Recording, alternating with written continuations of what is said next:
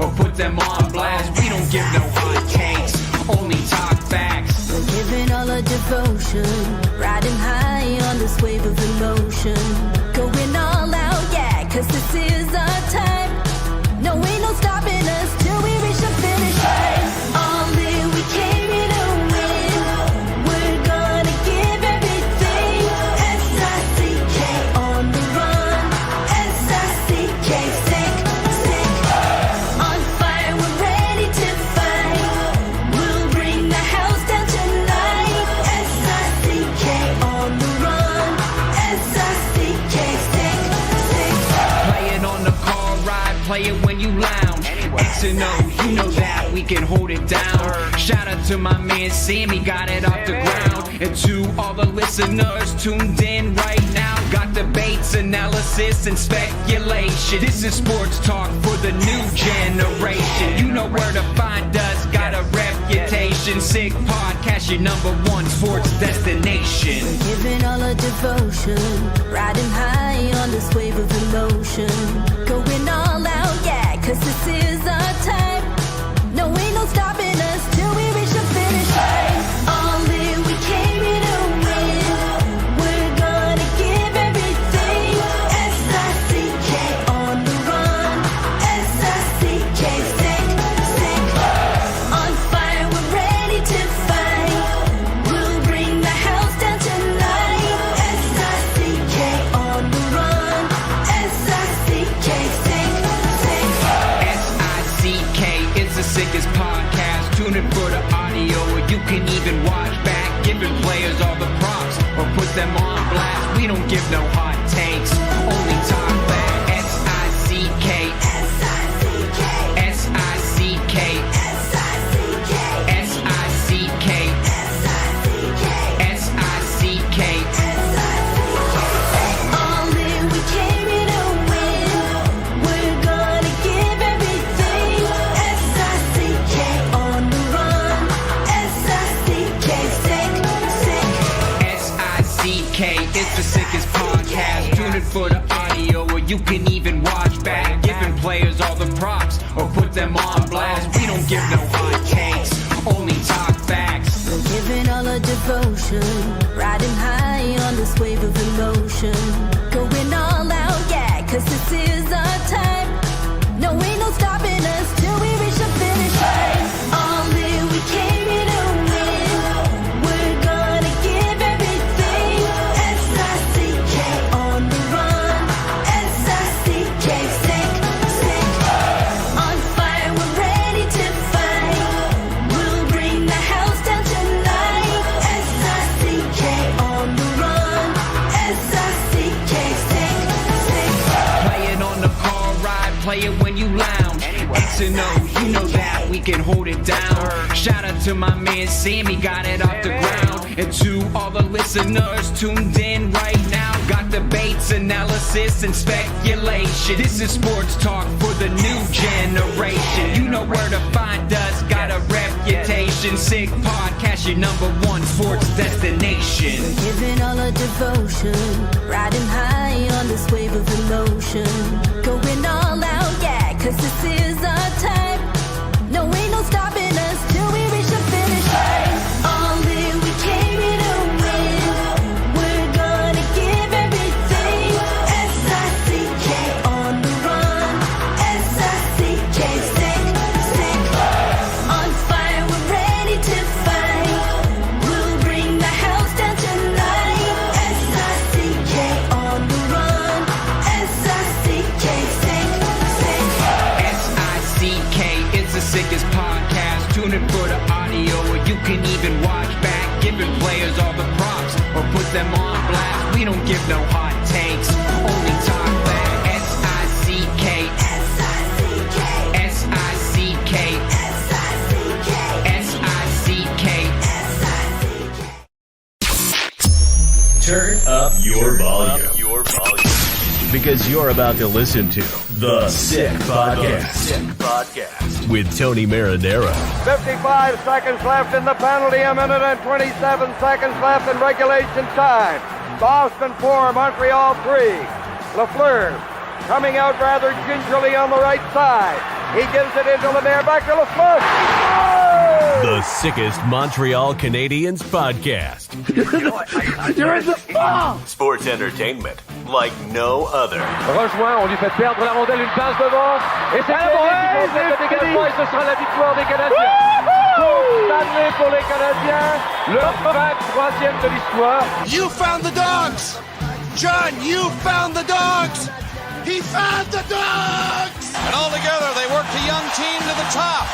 And now, a 24th Stanley Cup banner will hang from the rafters of the famous Forum in Montreal. The Canadiens win the Stanley Cup! Brought to you by Energy Transportation Group. Driven to be different. La Vida Tibi. Embrace your true nature. And Playground, your premier gaming destination. It's gonna be sick. Ohayon with you on this Monday evening. Tony's off because he took care of Friday, so I'm doing him a solid and taking his Monday. The Canadiens lost 5-4 against the Columbus Blue Jackets. In Columbus, it's their first game of their 6-game road trip. Let's get to the McGuire report.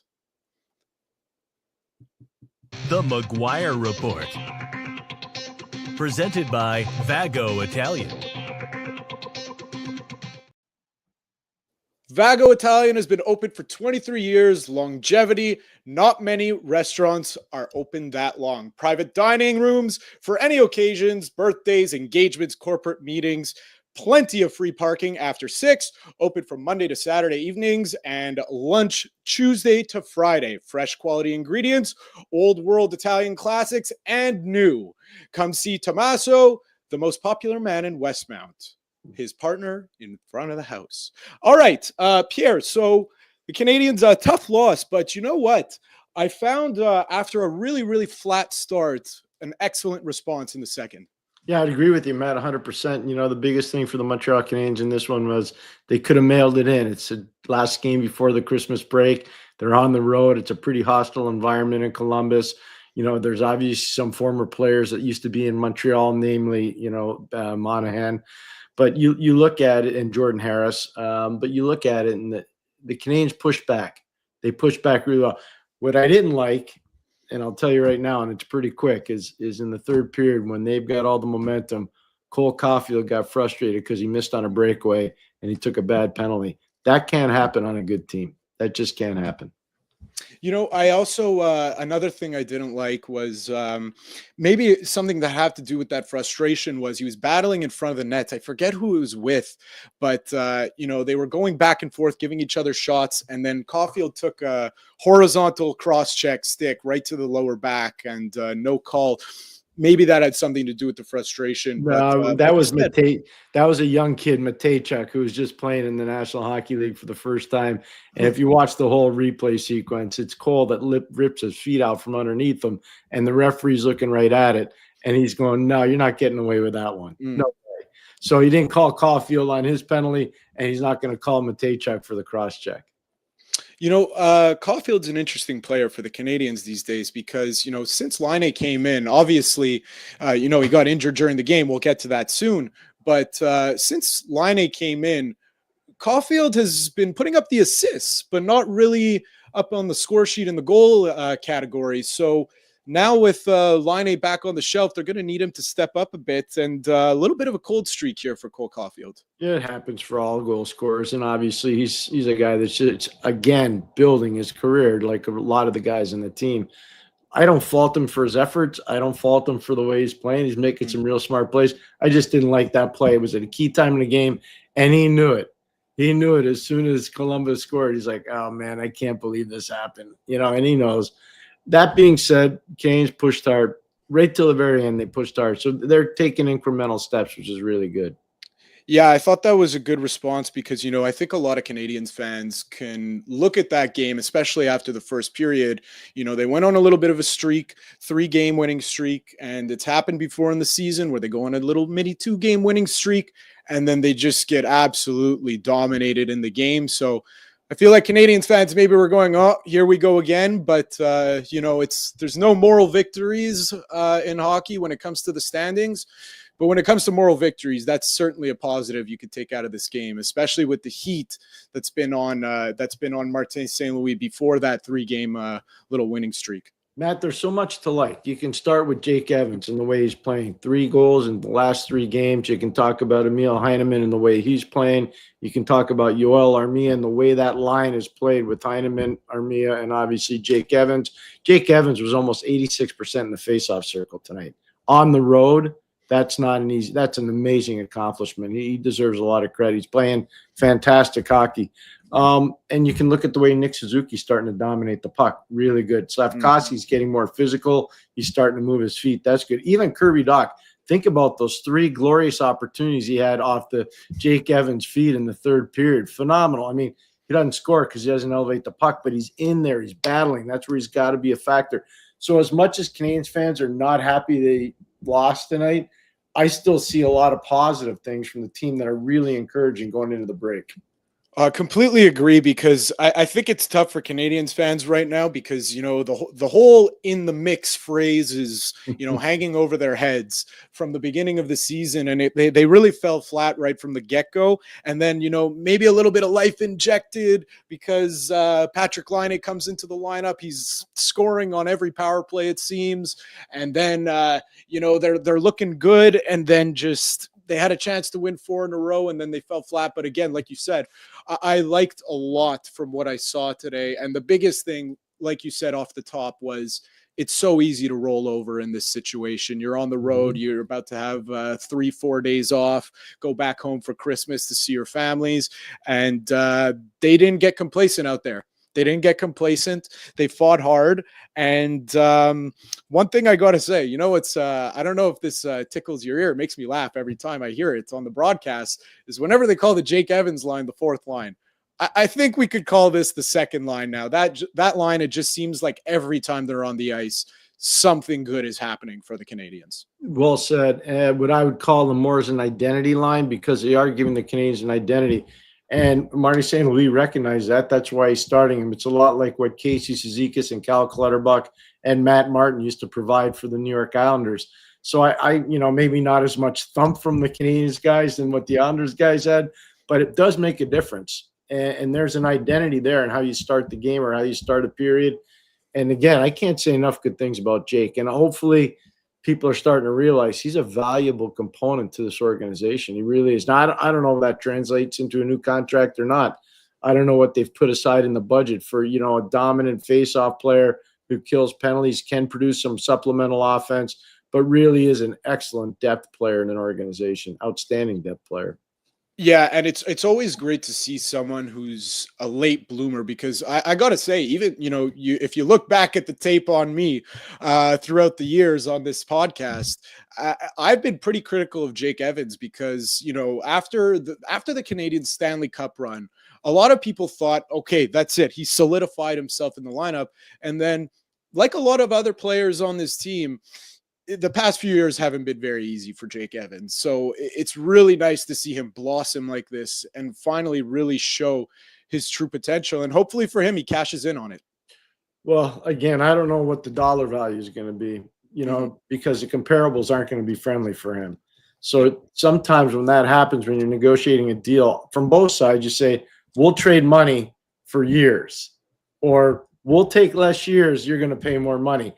I think it's probably better in his case if he takes more years and less money, but we'll see how that plays out. I do have to think if the Canadiens choose not to sign him, that would be an amazing ability on the marketplace for them to make a pretty substantial deal, where that he was a 7th round pick. He's considered a depth player. I think the Canadiens could do very well. Nick Dowd is a very good comparable for what goes on with Jake Evans. Nick's obviously down in Washington. He's a tremendous player, and they're very similar, very, very similar. The Sick Podcast is brought to you by Energy Transportation Group. Energy Transportation Group is a leading full-service logistics provider serving all of North America, driven to be different. We're also brought to you by Bittt Tibi Beer. Bittt Tibi has launched their new Ultra Lager, a refreshing, thirst-quenching beer for those perfect for the chilly winter days. Like today, it was minus 17 here. With only 90 calories, 2 grams of carbs, 4% alcohol per can, available in packs of 6 and 12 in grocery stores all around the province of Quebec. Ultra Light, ultra refreshing.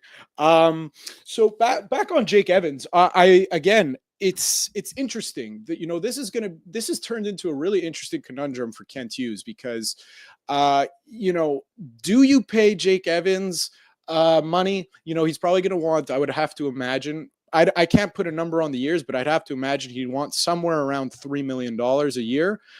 Now, do you give him $3 million or do you bank on your guys down in the minors like Owen Beck, who's supposed to be coming up soon and supposed to be blossoming into, if he hits his potential, will be a nice bottom six player. Maybe can, be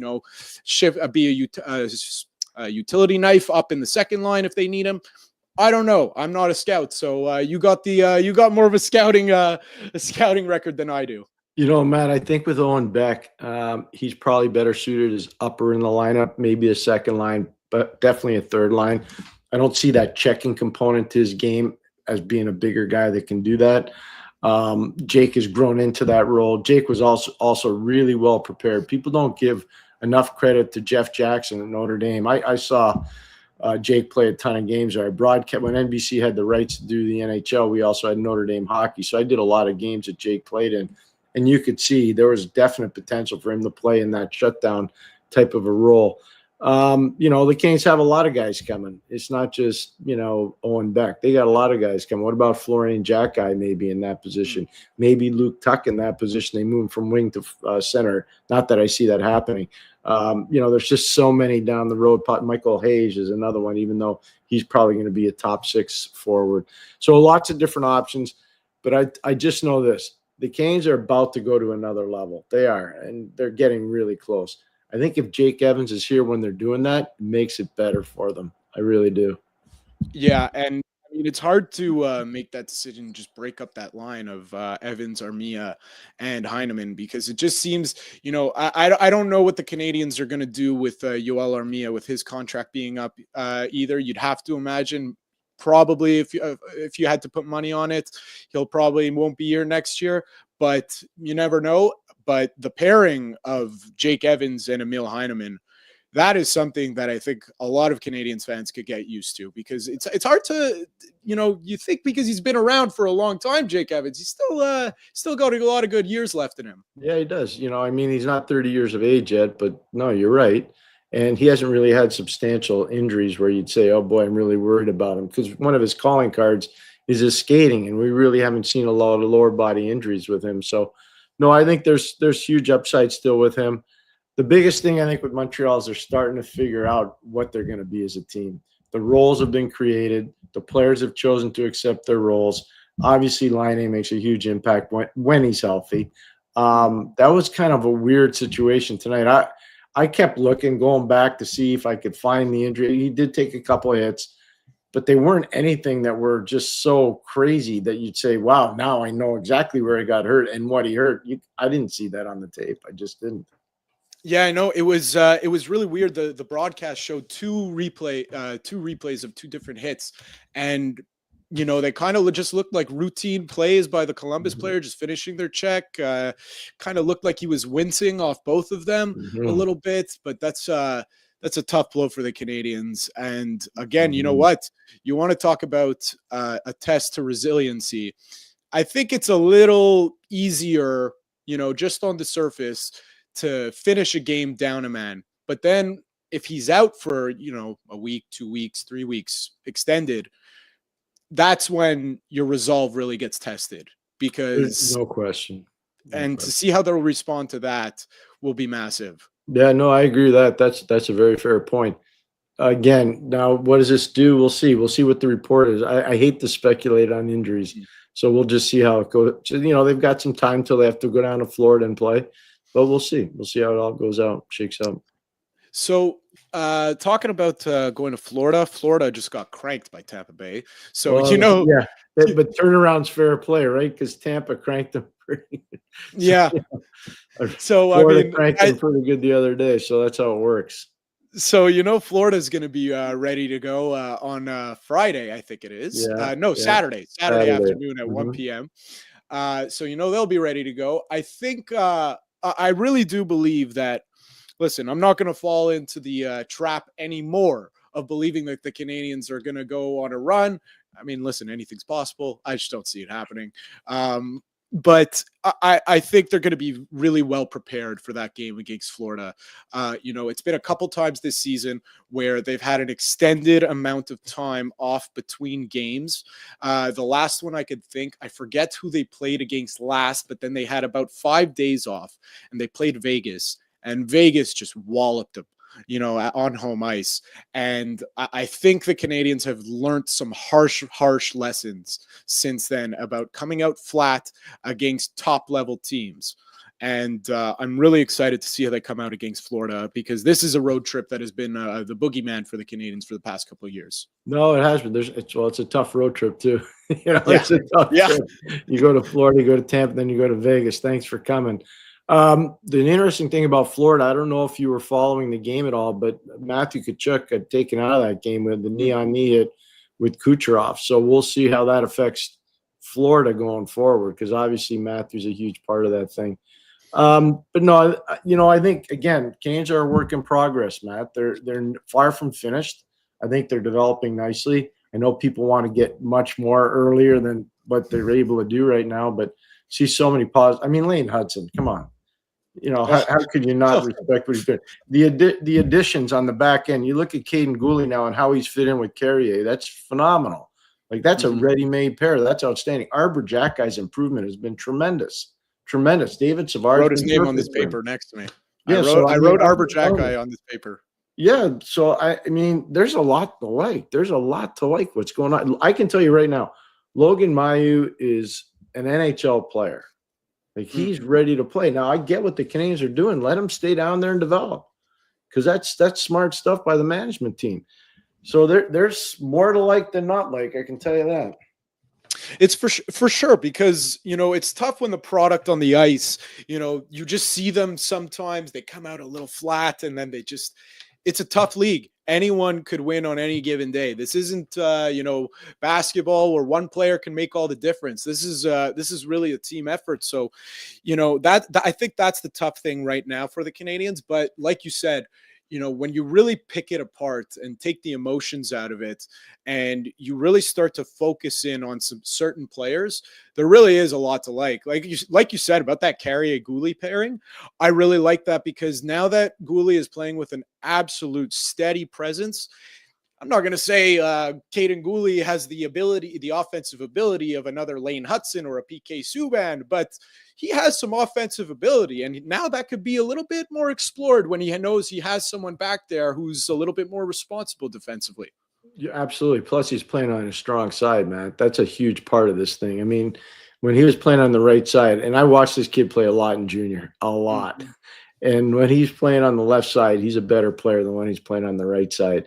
And for Carrier, he's outstanding playing on the right side. And what people forget, whenever you get somebody out of Tampa that's out of Nashville that's a defenseman, they've been really well trained. Todd Richards is a guy that runs a defense down there, and he does a fantastic job getting guys ready to play and take another step defensively. He's really a good coach. So when you get a guy out of that program, it's usually a guy that knows how to play in his own zone in particular. And you know what? For the style he plays and the steady presence he brings, they needed another veteran on that blue line, big time. And $3 million or 3.75. That's not an expensive ticket for someone who's going to bring such a nice stability to that blue line. You could just feel them playing more comfortable hockey once he's out there. He wants to be in Montreal. That helps. Guys don't want to be in Montreal. Yeah, that helps for sure. So it's really nice to see the blue line really coming together, because that was another thing, I found in the first period was not only that they came out a little bit flat, but also shades of earlier in the year when they're running around in their own zone. And then, it kind of was a mess back there, 2 goals in the back of the net. And you're thinking, oh no, this could unravel quickly. Again, just steady presences on that blue line. Stefan Robida does an amazing job with the blue line also. So it's really, I could see, while the results still aren't there, Canadiens fans, believe me and Pierre, we're not paid by the organization. It's moving in the right way. Oh yeah, it definitely is. Definitely is. So let's get to the to the biggest, I guess we could call it negative of the night, which is Patrik Laine's injury. We're not going to speculate on that, but what does that, you as a former general manager, former scout, former part of the Ottawa Senators, recently, what does an injury like this do to a team where a guy comes in, energizes the team, energizes a city, energizes the entire franchise as my background falls on my head? What does that do, an injury like that? How much does that suck the wind out of a room? And how do you really, mitigate that loss as well as you can morale-wise? It's a fair question. I don't know enough about their room, but what I would say, Matt, as you're fixing your background, is that for the Canadiens, they can't look too far down the road. They just have to worry about each other and take care of each other. And, whether it's Cole Caulfield stepping up, whether it's Jake Evans stepping up, I think guys will be very supportive of Patrik Laine. He's obviously been very supportive of them. And the biggest thing that I find with Patrik, he's in a real good space, mentally and physically. Obviously, the injury tonight doesn't help him, but he's accomplishing so much athletically that it's a real positive thing for him and for the team. I don't think this is going to hurt the team much in terms of emotion. I think what it'll do is it make guys want to take that next step so that when he does come back, the team's better positioned to make a better run. No, for sure. And I guess just the biggest thing about it is that's obviously going to suffer is the power play, which, I mean, we saw it. How many years have we said for the Canadiens without a power play, man, if they could just get 10 to 15 more goals out of that power play, how much better would their record be? And once he stepped into that lineup, you saw it, because that power play was making all the difference for the Canadiens. So I think that's going to be the toughest thing. They're really going to have to figure out how to really play as a unit, because, you saw it before. They kind of only had one option before. It was Cole Caulfield before Laine stepped in. Obviously, it didn't work too well. And then then you had two trigger men. You had Caulfield on one side and you had Laine on the other. Defenses didn't really know where to go. And then Laine made him pay really often. And that paid dividends for the Canadiens in spades. Yeah, I think Lane Hutson makes a big difference too, Matt, to be totally fair. So Lane, whether he decides to shoot the puck a little bit more, distribute the puck a little bit more, Lane's going to make a big difference there. He already has. And Suzuki looks, so your point about Caulfield and Laine is really good. The thing about Suzuki, though, is he's comfortable with that no-look pass going over to Laine. He likes that play. So they're obviously going to miss that just a little bit. But no, there's a lot to celebrate. I know the fans want this team to be in first. They're not going to be in first place this year. That's just not how it's going to work. But when next season starts, all this heavy lifting you folks have been doing for a long time, it's gonna kick in. And celebrate the great nights. Like this past weekend with Detroit, Friday and Saturday were great nights. You're beating an original six team in your own division, in your own conference. They're playing for keeps. They're playing to keep their jobs, some of those guys. And I don't mean the coaches. I mean the players. Something's going to happen there, especially after tonight when they got shut out on home ice by St. Louis. Something's going to happen there in Detroit. And the Canadiens were part of that. They were part of that. I mean, they put them on the rails. So celebrate those kinds of moments, because I think you're going to have a lot of them the second half of the year. I love that you just said that, because there's one thing about rebuilds that I don't like, and that it's always, of course, you need to lose games because you want the higher draft pick, but you really got to be careful with that mentality. You're really got to be careful, especially, for the team, they're not concerned with that. They're trying to win every game. But as fans, you got to be really careful with what your hopes and expectations are with getting high draft picks all the time. I say it all the time. Look at Buffalo. Doesn't guarantee you anything. Look at Anaheim. Doesn't guarantee you anything. So you got to really be careful. It's a big balance you got to strike. And I think with the amount of veterans that the Canadiens have in their room, insulating their young guys, I think they're in a better position than a lot of people think. And I don't think you need to, they need 5 more first overall picks before this thing could be turned around.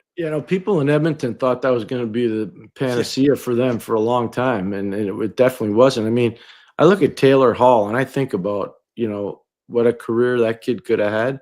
And don't get me wrong, he was the MVP of the league when he was in Jersey. Like, he's had a lot of great things happen.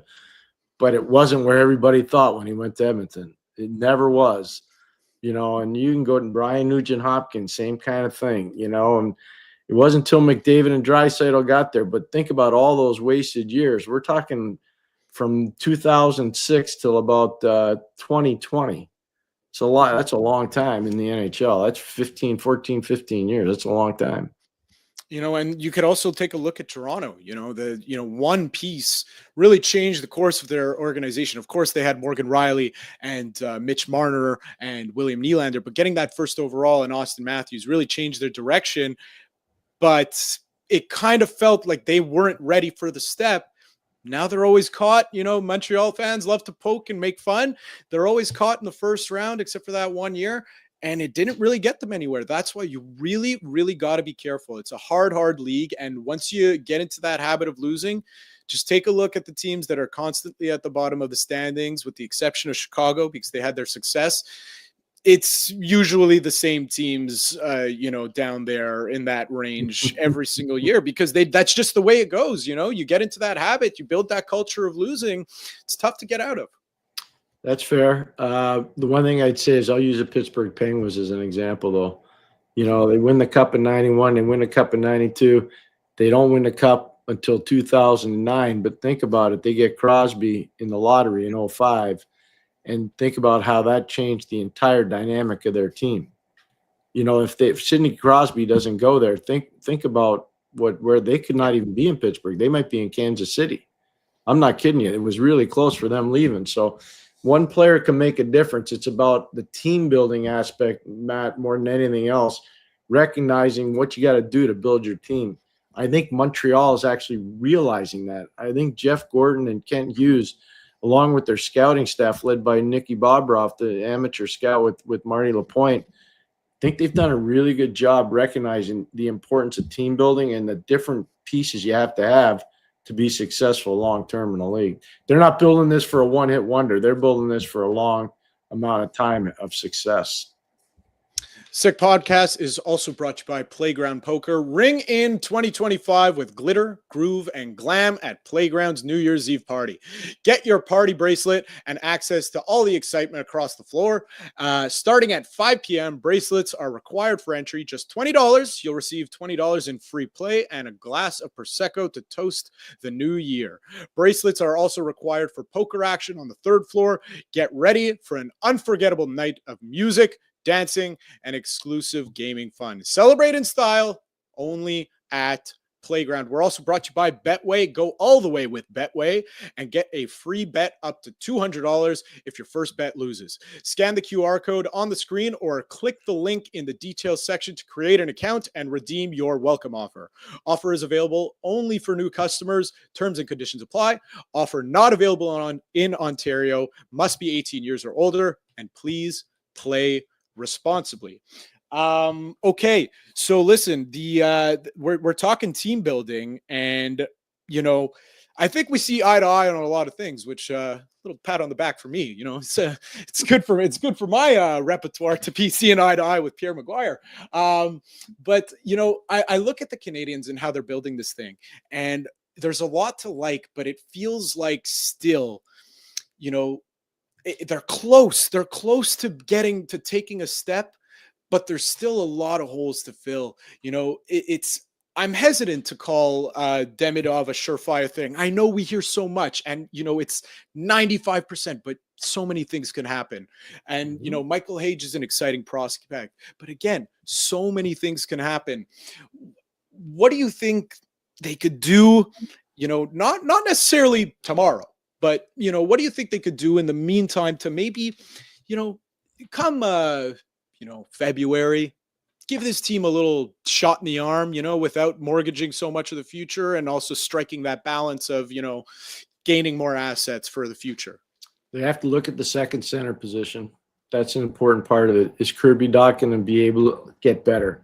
Because right now Kirby's been a bit of an issue, and Kirby's coming back from hellacious injury. Everybody knows it. It's well documented. But they've got to see over a certain amount of time whether he can actually do it or not. So that's number one. Number two, the need for right defensemen, right-handed shooting defensemen, really important. Obviously, adding Carrier was really good for them. Logan Mailloux is a right-hand defenseman. That's positive for them going forward. David Reinbacher is a right-hand defenseman. That's positive for them.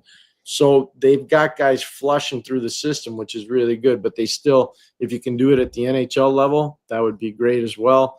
I think they're going to be great in goal long-term, whether it's Sam Montembeault or Jacob Fowler. Jacob Fowler's a real deal. I can tell you that, Matt. He's the real deal. Mm-hmm. So there's a lot there. This team's got a lot going on. They really do. I wouldn't be in a rush to rush any player. I think that's what I really admire about what Kent and Jeff Gorton are doing right now. They're not rushing guys into the league. And you can see the teams that you talked about, teams that are always at the bottom. Usually they're at the bottom because they're making the same mistakes over and over. And one of the biggest mistakes teams make, they rush guys into the league, guys that aren't ready to do it. And that's what leads to all this losing that you were just alluding to. You know, the one thing I really like, and that you pointed out about Jacob Fowler, and that you think he's the real deal. The one thing that I really like right now in the position the Canadiens are in is that Sam Montembeault is really starting to hit his stride as an NHLer. And that is just going to give Jacob Fowler so much more cushion to just keep developing, keep getting first team reps, whether, he's probably going to be, this is his last year in college, but it's going to be, next year in Laval. And then he's just going to have so much time to marinate, and you're not going to rush a goaltender up. And then, you could kind of see what happens with goaltenders that get rushed up. The Canadiens, you think back to Carey Price, he played pretty young. And then, you see other guys in that you get excited. Charlie Lindgren had a little bit of potential. He got rushed up a little bit too young. And then, he's now finally found himself a nice spot. But again, it's the goaltending position it takes longer than even defensemen. So I really like the position the Canadiens are in now that Montembeault is hitting their stride, and we're seeing all this potential with Jacob Fowler. One of the best things for Montembeault is going to the Four Nations. It's a huge thing. It's going to help him. Whenever you're surrounded by those types of elite players and you're in that elite environment for the first time for Sam Montembeault, that's going to be special. If he ever gets an opportunity to play, that's even going to be more special for him and for the Montreal Canadiens long term.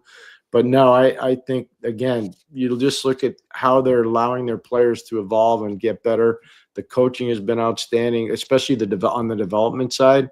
So, I can't fault the Canadiens on very much. I really can't.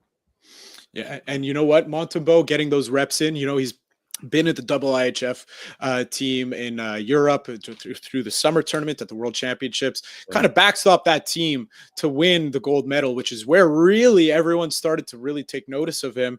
And they got a real gem in Montembeault. They really, really do. And it's one of those pieces that you see in the new age of Stanley Cup winning teams, in that, well, with exception of Florida, but they're not paying goaltenders all that much. When Vegas won the Cup, they weren't paying the goaltenders all that much. They didn't win the Cup, but they made the final in Colorado. And then they did win the Cup, actually. So they, Dallas, when they made the Cup final, they weren't paying goaltenders all that much. So this is a really good position that the Canadiens find themselves in, because they could just spend more on their offense. And really, I think they're going to be in a good position, I don't think it's going to happen this summer, but maybe next summer, to take a real big swing at a big fish free agent. Yeah, that's more than fair. And I think free agents, after what Patrik Laine has said about the team and the organization and about the reception he's had from the fans in the city of Montreal, I think more and more people are going to want to come to Montreal to play. I agree. I really do agree, because look at the place. New York has the allure of New York City, and but at the same time, Montreal, this front office, they built that team, so Montreal could turn into that top destination too. I have no doubt, especially when they see this building, be as electric as it is. When just look at the game against Buffalo. I was in the building for that game. I was in the seats. Man, you would have thought there was a party going on in the stands. It was unbelievable. It's good. Pierre, you want to take some questions from some listeners? Yes, sir. Go for it. So Sammy and Yellow, just pop whatever you got up there. So this one comes from, I'm not going to say his name, but comes from a loyal listener. Do the Habs have the best fourth line in the NHL? I don't like to number my lines. I'll say they have one of the best depth lines in the National Hockey League for sure. Heineman's been a revelation for most of the fans. He's done outstandingly well. Jake Evans' work all season long has been great. And Yoel Armia has really proven that he belongs in the National Hockey League with consistent work. So I won't say they're the best fourth line, but I'll say they're one of the best depth lines in the National Hockey League. And you know what? Yoel Armia deserves a lot of flowers. Because remember the beginning of last season, I think it was, or maybe it was 2 years ago. It's easy to forget. Now that the times are good for Yoel Armia, he started a season in Laval, and he played there for a couple games. There are a lot of stories that are out there. I've told Tony his name was on the trade block for a long time. He's on the trade. There you block. go. So Sammy and Yellow, next one. Pierre, do you think that Evans could bring back a top-tier prospect in a trade? It depends on how you view a top-tier prospect. I think it's more of a draft pick for him than it is a player because of his contract situation. But you never know. You just never know the urgency of a team. If a team thinks, hey, you know what, we got a legitimate chance to win, and we don't have enough depth at that position, they may be able to do something more than what I think. But right now, I think it's more of a pick than it is a prospect. Yeah. Next one, Sammy and Yellow. Tony, Pierre, and Matt, please talk about the goalie workload strategy. This is interesting because, I think it was just yesterday that Martin St. Louis, there was a clip of him surfaced on social media. He was asked, if he trusts or if he's going to be playing Caden Primo, and he kind of said, I'm focused on the game, and then, let out a tabarnak at the end of it when he was walking away from the cameras. So what do you make of right now the goaltending situation? Every goalie is different, and I think internally the coaches need to know, can the guy play back-to-back? Clearly Montembeault can. Can the guy play more than 60 starts in a season? That's hard to do. So if you don't have a guy that can play more than 60 starts in a season, your other guy's got to play at least 22 and maybe a little bit more. So that's a bit of a problem. So the days of Marty Brodeur with 65 plus starts over 14 seasons, that's not happening anymore. It's just not. So it's hard, but I would say in terms of where Montreal is right now, they got to hope Montembeault can play close to 60 games, and then maybe Caden plays the rest or whatever this year is. Yeah, it's really – I feel for Caden Primo because, all you hear about him is that his teammates love him. He's a nice kid. It's just – the confidence just right now is just not there for him. Talked about it ad nauseum with Stu Cowan on Friday nights. Yeah. It's just it's really, really tough for Caden Primo right now. But hey, you're right. Hey, Matt, I'll tell you one thing, Matt. Like Tristan Jarry's been proven to be a starting goalie in the NHL. Mm-hmm. You go look at the confidence issues he's had in Pittsburgh. It's amazing. I feel terrible. You talk about nice kids. He's one of the nicest kids you'll ever meet. But his confidence has been shattered. Now he's starting to build it back a little bit, but he had to go take some time in the American Hockey League in Wilkes-Barre. So look, it's hard. It's being a goalie in this league is a thankless job. It's really hard. It's really hard. It's up there with being a referee. It's one of the two jobs that you're expected to be absolutely perfect on every given night. It's very tough. Yeah. You know what? I got one for you before we prop up the next one, because interesting situation going on in Vancouver right now between JT Miller and Elias Pettersson. Just, have you ever been a part of a situation where, maybe a player and a coach or two players, we don't really know because, they didn't really explicitly say, JT Miller kind of put that to rest, but, have you ever been a part of a situation where there's two guys in a locker room that just really don't like each other, and either, you had to make a move, they had to part ways, or they stuck it out and they made it work? Not that I'm aware of. I mean, I remember some incidents where guys would get after one another in practice. But I never saw any open malice. It was different back then. We didn't fly on charters. We flew on commercial airlines. Guys sat in middle seats and coach. That's just how it was. We didn't stay at the Ritz or the Four Seasons. Our high-end hotels were the Westons and the Marriotts. It's how it was. And that's not to knock those chains. They're excellent chains. I still stay at all of them. But that's just how it was. So I didn't – the stuff that came out was usually on the ice in practice, and then it was just let it go and we'll move on to the next city, whatever it was. But look at hockey's. There are a lot of arrogant people in every professional sport. There are a lot of very confident people in every professional sport. Hockey's no different. It's no different. I don't know if they have issues or not, but I know one thing. If the coach there, who's a friend of mine, decides that these guys aren't going to do this anymore, those guys are going to hate the coach more than they hate each other. I'll tell you that right now. He's a tough guy, Rick Tocchet, and he's not going to take much of that if in fact that's going on. I don't know. I haven't heard anything about except for what I read. That's all I've heard. All right. So Sammy and Yellow, next one, please. Hi from Thailand, all the way from Thailand. Pierre, if you think Fowler is going to be the number one, would you trade Dobis? I would think about it, but I'd want to make sure that Fowler has some American Hockey League experience underneath his belt at some point. Absolutely. It's a great question. Really good question. And you know what, Dobis, as this falls again, you know what? We're going to do the live radio thing. I've had enough of turning my camera off. We're just going to leave it there, and that's going to be that. And Yellow, Sammy, this is your sign to get me some new signage. Pierre, what I really like is how well Dobis has been playing this year in Laval. You know, he looked like last year, little shaky, and then this year it seems that he's really starting to settle in on the American League game. And again, just the more you can insulate, because Fowler, I think they're going to push all their chips in the middle of the table eventually onto Fowler.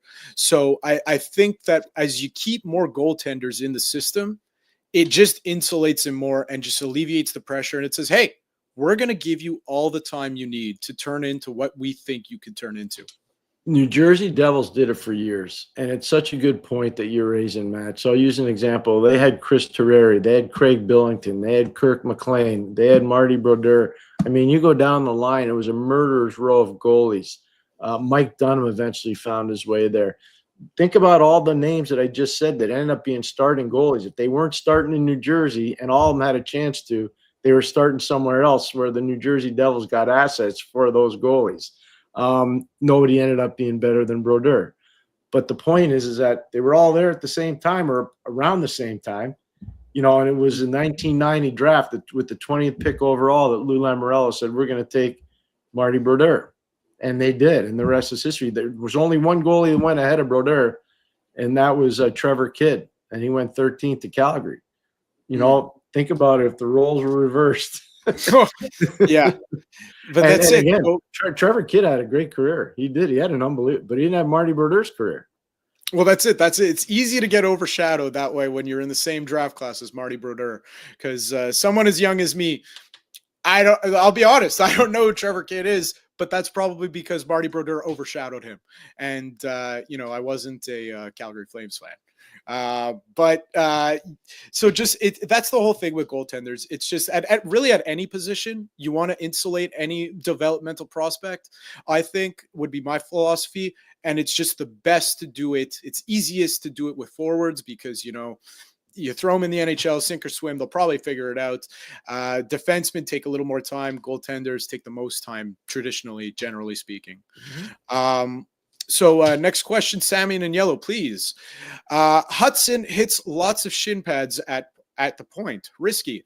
Is this something they could teach out of his game without ruining it? I'm guessing he was able to get away with it in the minors or college and recover. Well, he never played in the minors, number one. And I don't think you'll ever see the inside of a bus except when he's riding from the airport to the team hotel or from the hotel to the rink. In terms of coach, yes, you can. Absolutely.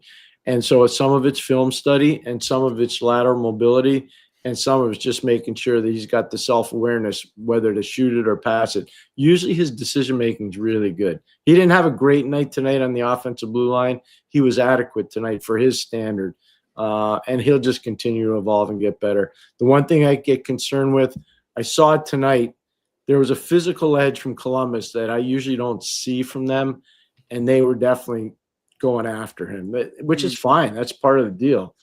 Just like I think they were going after Patrik Laine tonight. So they decided in their meetings earlier in the day, we're going to probably go after Matheson, we're going to go after Hudson, and we're going to go after Laine.